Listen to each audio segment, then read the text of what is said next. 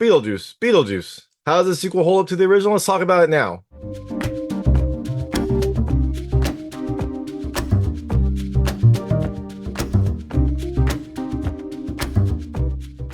Hey everyone, it's David Stark from Watcher Pass. I'm here to talk to you about Beetlejuice, the long overdue sequel to the original film Beetlejuice. I think Beetlejuice came out in like 1987. Now it's 2024.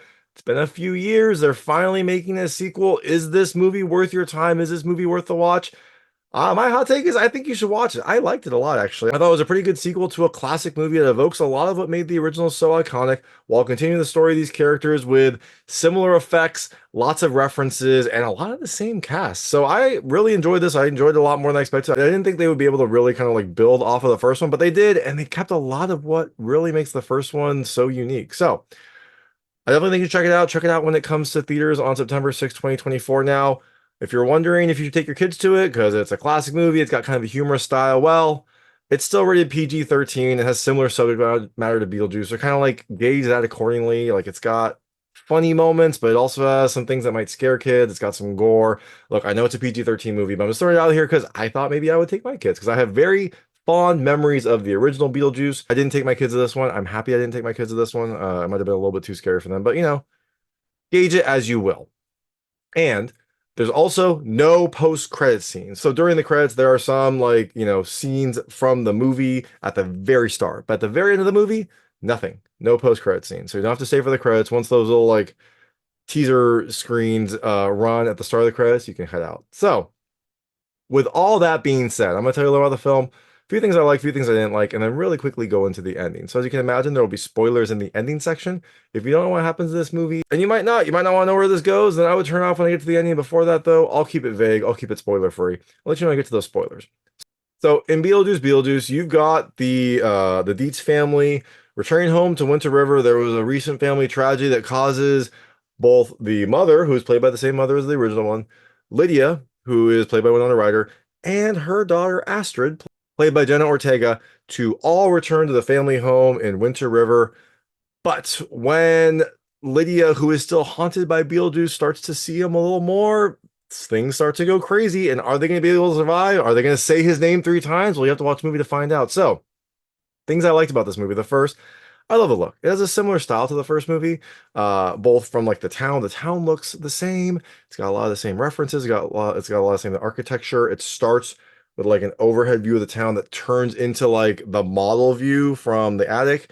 I love that. I love that it kind of like references all of that, but also the way that it did the effects, it is kind of more like a stop motion look. I'm sure they used, more modern technology, but they made it look like a stop motion look. They made it look like how the effects were done in the original, which I loved.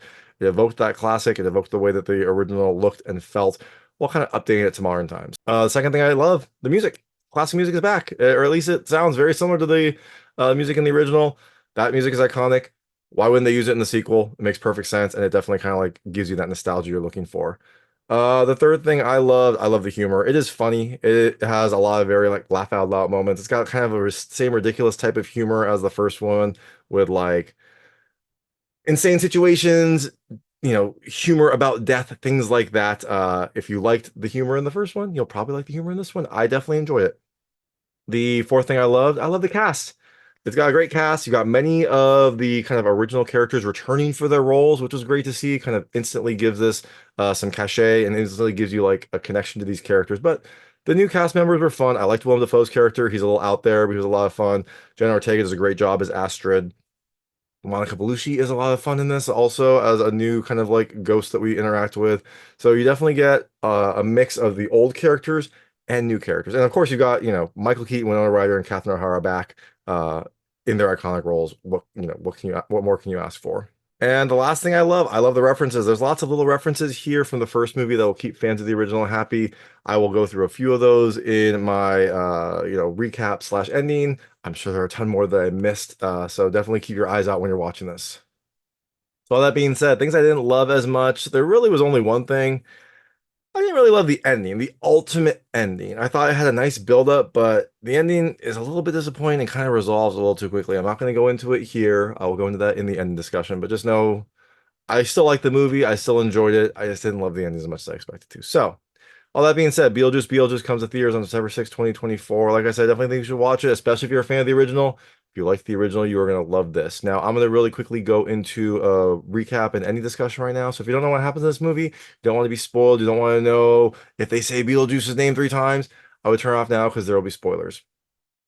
So, in Beetlejuice, you have the same house, the same town. Everything looks the same. I loved it. It starts with a view, kind of like I said, of, an overhead view of the town. And then it goes into like a diorama view, which is a nice little, like, callback to how a lot of stuff was done in the first movie. We find out that Lydia Deetz is still seeing ghosts. She hosts a ghost TV show and she investigates people's hauntings and then shows them on TV. And then also, apparently, recently, she has randomly been seeing Beetlejuice, like just kind of like glimpses of him, which upsets her. Every time she sees it, it kind of freaks her out, as you expect. She had a pretty dramatic experience with Beetlejuice many, many years ago. So seeing him now, not good. Now, her mom is still doing art, but she is kind of like a big time artist in New York. She has a gallery with all sorts of like, strange-ish art pieces and things like that. She has this big installation that is about to happen, but she has to cancel it because she gets a message about her husband Charles, who was on, I think, a bird watching trip. He was out bird watching. And something happened. He is now dead. Apparently, his plane went down in the sea. He survived. He was on a wing, but when he was on that wing, a shark came and ate him. And for this sequence, they do like a stop motion style look. I liked it in other parts of the movie. This one looked a little bit kind of janky. I think they probably did it this way because they didn't get the original actor for Charles to play him in this movie, so they had to like fandangle how to, show him. And so he's dead early on. When we see him a little bit later, you don't see his head. And also for this like stop motion thing, they've used like clay images of him and whatnot. So clever, but I didn't think the stop motion thing looked very good. So Delia calls Lydia. They then try to get in contact with Astrid, who is Lydia's daughter. She is, but she's at school and she's ignoring them. She doesn't really seem to like being associated with her mom. She doesn't believe in ghosts. And she doesn't like all the attention it gives her. And she was also really, really close to her dad. But her dad died a bit ago on a trip to Brazil. And so Lydia, it seems like Astrid wasn't ever really close to her mom. She was really more close to her dad. And when her dad died, one thing that frustrates her is that her mom hasn't been able to see her dad. Like she would hope that, if your mom is like a ghost expert, like a, expert of the afterlife, someone you really, really care about dies, you would hope that she would be able to see him, but she hasn't been able to see him. She hasn't, been contacted by him. But this also frustrates Astrid to no end. Now, they can't get in contact with Astrid, so what do? They drive to Astrid's school, which has a big kind of like Deetz Center for the Arts. It seems like, that's another thing that Astrid doesn't like. She's kind of like living in her family's shadow at this school. But we also see a fun little like reference that sculpture that was in the first movie is kind of sitting in the courtyard of the Deetz Center for the Arts, and it's that like rib cage looking sculpture that is right there front and center. So definitely, it's definitely something that's going to put a smile on your face. It's definitely something that'll put a smile on your face when you recognize it. While they are trying to get Astrid's attention, while they're trying to tell Astrid that her grandfather is dead, back in the afterlife, we have Danny DeVito as a janitor cleaning up a basement. And while he's cleaning, some stuff drips, causes an electricity spark. The spark gets into all of these like cases of something and causes those to animate. Like those cases have body parts in them and they start to animate and they start to restructure themselves. They start to like reassemble.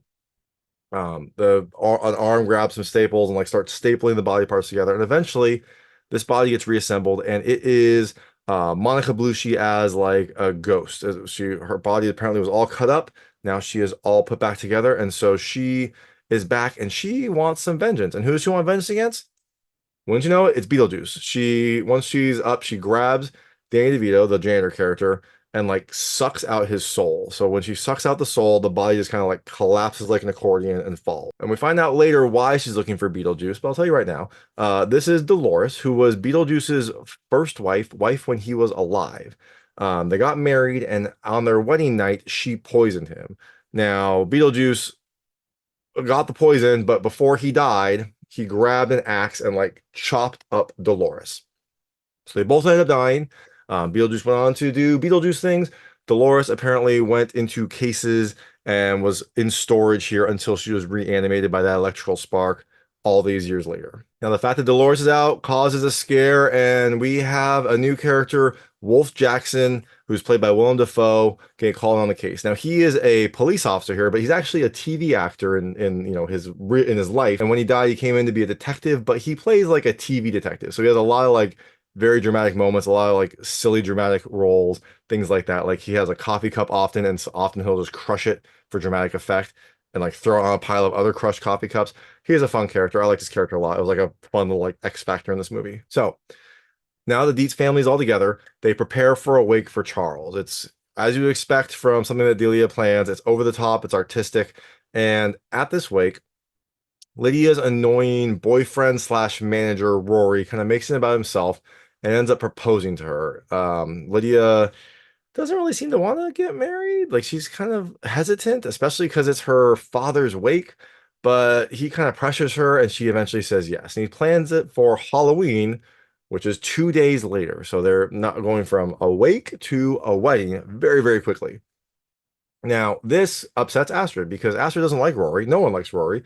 And Astrid really loves her dad. So she gets mad here. She leaves. She goes on a bike ride. And while she's on a bike ride, she gets into an accident. There's a very tense sequence where she's avoiding stuff because there's like a car that backs up in front of her. So she has to avoid that. And then that causes her to avoid all sorts of stuff. You're waiting for her to die.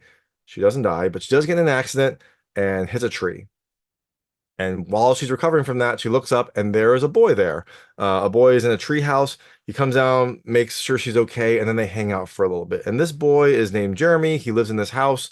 He spends a lot of time in the tree house, and it seems like he and Astrid have a nice little connection. So they hang out for a bit at his house, and then he invites her to come back for Halloween to hang out some more. Now, um, when after this, Astrid goes up to the attic and is exploring the attic and ends up pulling off the plastic cover to that diorama of the plastic cover to that model of the town. And when this happens, a little piece of paper falls down, and that is a Beetlejuice flyer. Now Astrid picks it up, Lydia's with her, and Astrid asks what Beetlejuice is, and Lydia's like, don't, you can never say his name, you never say it 3 times. So Astrid then leaves. I think this actually might be when Astrid then left the wake earlier. But later, Lydia and Rory are up in the attic, and Lydia shows Rory that piece of paper with Beetlejuice on it. And he says the name, and she's like, no, you can't say his name. You can't say his name. And Rory's like, look, I'm going to help you confront your fears. I'm going to help you get over this. And so he says it 3 times very, very quickly. Of course, because of course Rory does. Rory does everything wrong. Now, this causes them to get transported into the diorama and into a little office that Beetlejuice has, where Beetlejuice is a therapist here. And he is a therapist working, asking them about their relationship. He is trying to fix their relationship. They talk for a little bit, and then he ends up grossing them out. Something about his, takes guts, and then he like spills out his own like intestines onto the floor. And also during this sequence, Lydia, magically gets pregnant, and the baby grows and grows and then eventually bursts out, and it's like a little beetle baby, like essentially a mini Beetlejuice that is like horrible and gnawing at Lydia's leg. Eventually Lydia says home, home, home, and they escape. Now Lydia remembers, and she is, afraid as you'd expect, but Rory thinks it was all one big dream. Meanwhile, now a little bit later, Astrid does go on that date with Jeremy. Lydia drops her off and then drives back home. And while they're on their date, Jeremy reveals that he is dead. He's got a little bruise on his neck. Apparently, he was in the treehouse, had an accident, slipped and fall, died, and he's been stuck here ever since. And Lydia can see him, which is, good.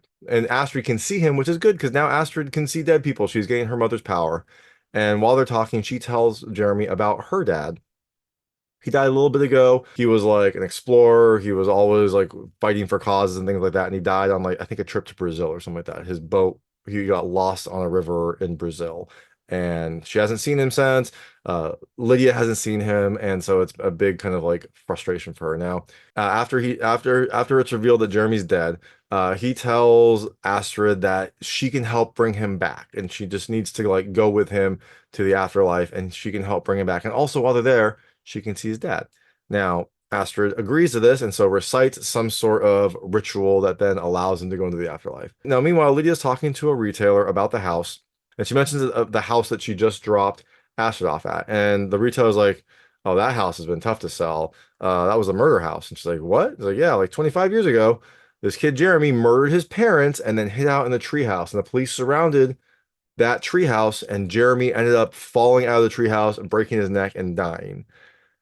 So once Lydia realizes this, because she did see Jeremy, but that doesn't mean anything because Lydia can see dead people.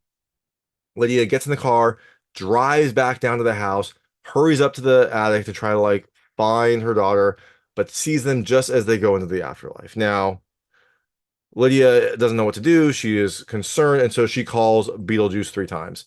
Beetlejuice pops in. He tells her that Astrid has agreed to trade her soul to Jeremy so that Jeremy can come back into the real world, and Lydia will go into the great beyond.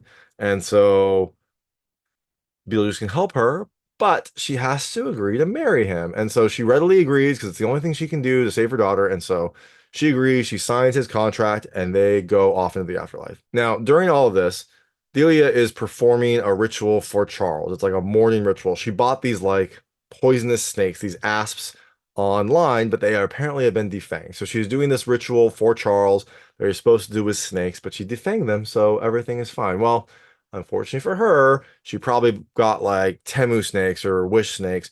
And so when she picks them up, they still have their fangs. She's doing the ritual and they both bite her in the neck. And so she is instantly dead. And now apparently there are these very poisonous snakes somewhere in this town of Winter River. But it's fine. Those snakes don't come up again, maybe for a sequel. Now, Lydia and Beetlejuice get into the afterlife. Well, they actually like blow their way into the afterlife. Beetlejuice can't just draw a door, so they have to like blow a hole in the wall and go into the afterlife. And when they get into the afterlife, this causes an alert for Wolf Jackson, who has been hunting down Dolores, trying to figure out, what she wants and why she's killing all these people.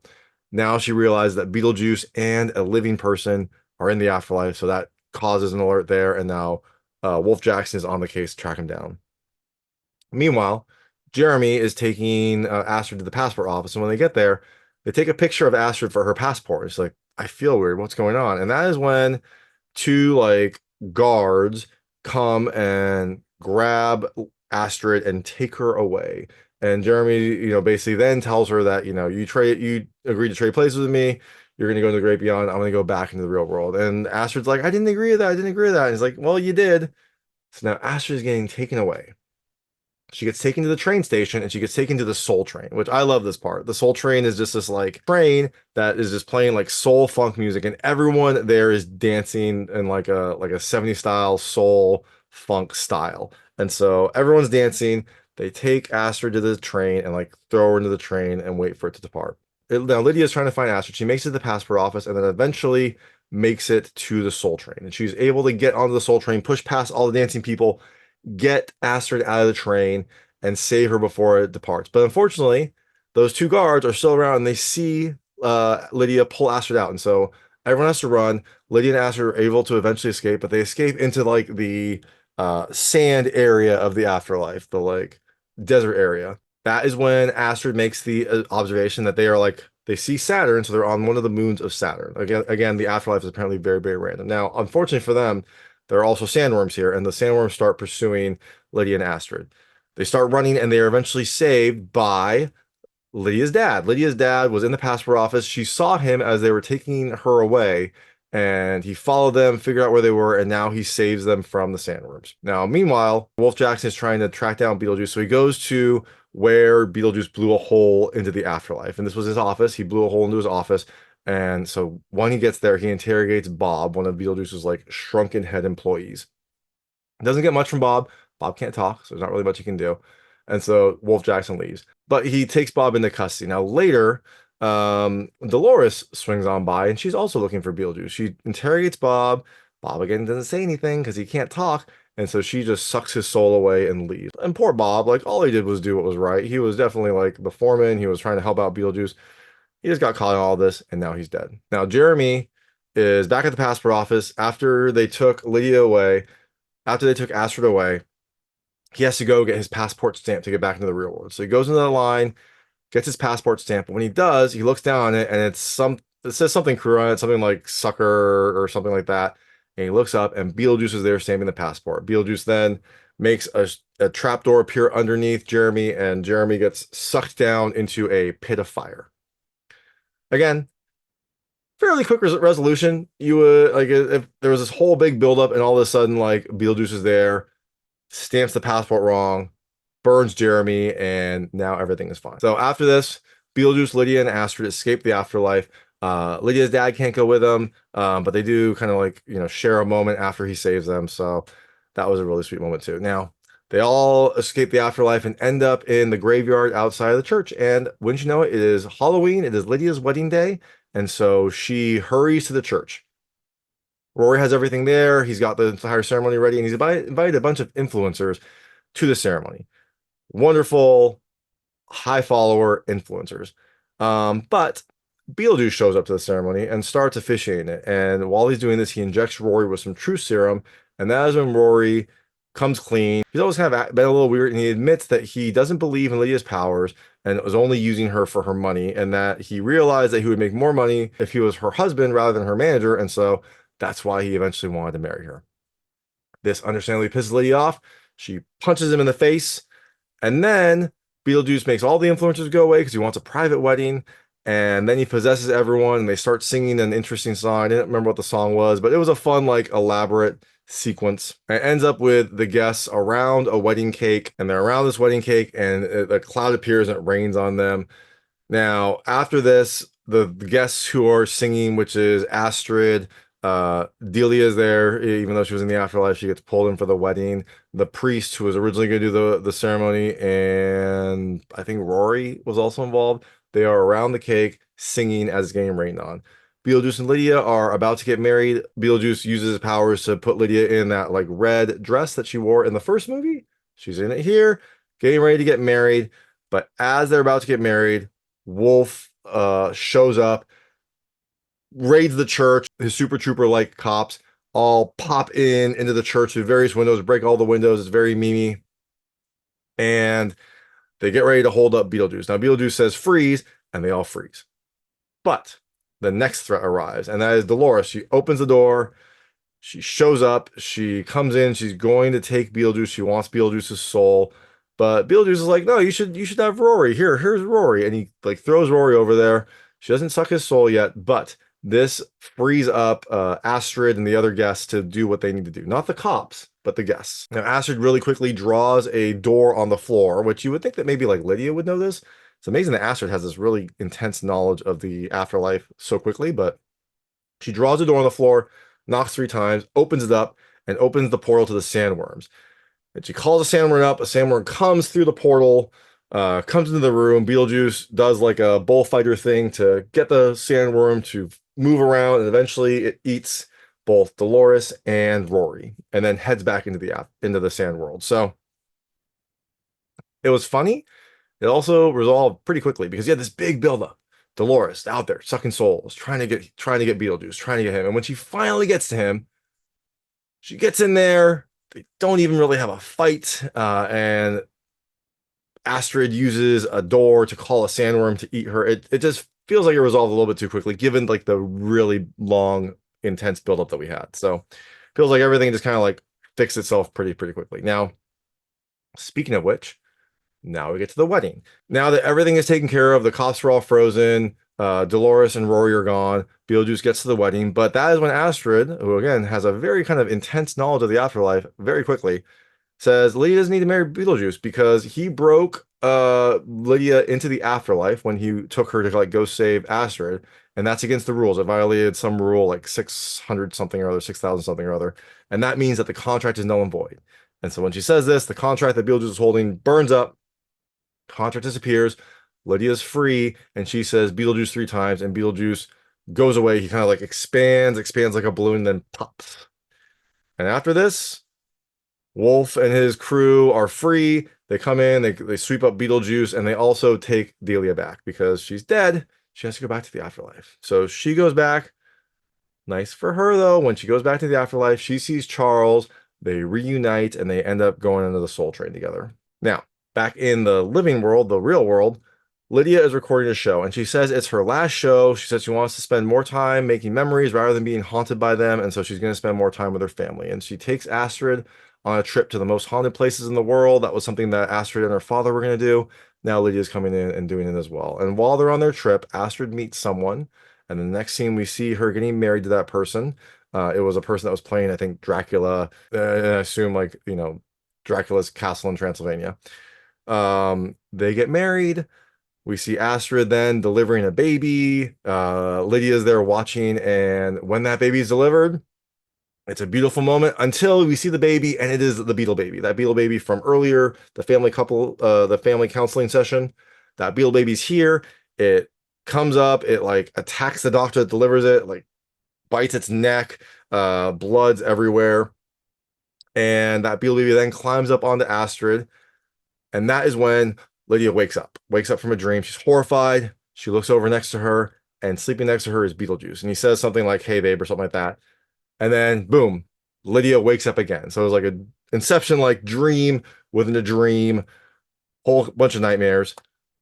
And that's it. That's the movie. Like I said, there are no post-credit scenes. There are some, scenes during the credits, but there's nothing at the end of the credits. So once you see the scenes at the very start of the credits, you can head out. But again, resolution, I mean, it was okay. It just feels like it resolved really quickly and wasn't very satisfying. Like the future stuff was interesting, but then when it became a dream and then another dream, I don't know if they were trying to keep it open for a sequel so that they could like re-bring some of these characters back. I don't know how much of this was supposed to be a dream. There was a reference that Beetlejuice said that he loves dream sequences before he caused everyone to start dancing. So I don't know if that was a dream or if it was just this like future stuff that was a dream and Lydia's actually still doing her show. Maybe. I'm not sure. Lydia does wake up in her bed alone, so she's not married. She's not married to Beetlejuice. She's not married to Rory. Sure, so we don't know where she is in her life. We don't know if she did end up stopping her show. If she did take Astrid on a world tour. We don't know any of that. All we know is that Lydia is still there and she is dreaming about Beetlejuice or having nightmares about Beetlejuice. So that is Beetlejuice. Like I said, I liked it. I liked it a lot. I really loved kind of the way that it kept a lot of the style and music and characters from the first movie. I thought it was a smart way to do a sequel that kind of like kept a lot of the look and feel of the first movie, but updated the story, moved it forward, introduced some new characters. So I really enjoyed it. I definitely think you should check it out when it comes to theaters on September 6th, 2024. If you do watch it, let me know what you think. Let me know what you like and didn't like. I would love to hear it. And thanks so much for watching. If you like this review, please like and subscribe to this channel. It helps me out a lot. Make sure all my new content goes straight to you. Thank you.